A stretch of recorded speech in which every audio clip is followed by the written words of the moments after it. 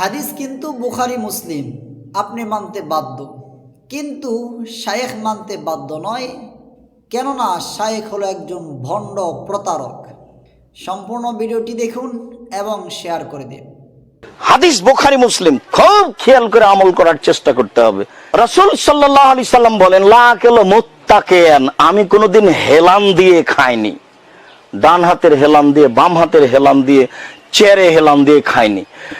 তো কিভাবে খেয়েছি? হেলান না দেওয়া হচ্ছে পেশাব পায়খানাতে যেভাবে বসে ওইভাবে বসে খেলে হেলান দেওয়া হলো না, এটাই সবচেয়ে উত্তম।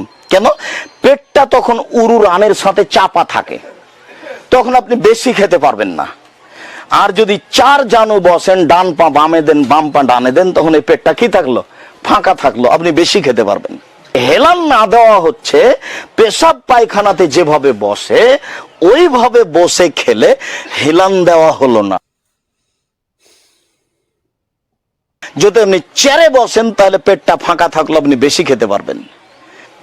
যদি আপনি চেয়ারে বসেন তাহলে পেটটা ফাঁকা থাকলো, আপনি বেশি খেতে পারবেন। যার কারণে রাসূল সাল্লাল্লাহু আলাইহি সাল্লাম এমন ভাবে বসতেন যাতে করে পেটটা চাপা থাকে উরু রানের সাথে। হাদিসে এসেছে এইভাবে বসে খাওয়া, তার মানে হাঁটু দুটাকে বাড়িয়ে দিয়ে, আত্মাকে পড়ার সময় বসা যেমন এইভাবে বাড়িয়ে দিয়ে, দুই পা একদিকে করে দিয়ে এইভাবে তুলে খাওয়া, তাহলে পেটটা হাঁটুর সাথে উরুর সাথে চাপা থাকবে, আপনি বেশি খেতে পারবেন না। হাদিস বুখারী মুসলিম আপনি মানতে বাধ্য। হাদিস বুখারী মুসলিম আপনি মানতে বাধ্য।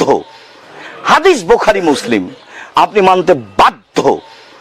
আপনি মানতে বাধ্য। হাদিস বুখারী মুসলিম খুব খেয়াল করে আমল করার চেষ্টা করতে হবে। এই ছেলে শোনো, আমরা আহলে হাদিস কোরআন এবং সহিহ হাদিস মেনে চলি। এই ছেলে শোনো, আমরা আহলে হাদিস কোরআন এবং সহিহ হাদিস মেনে চলি।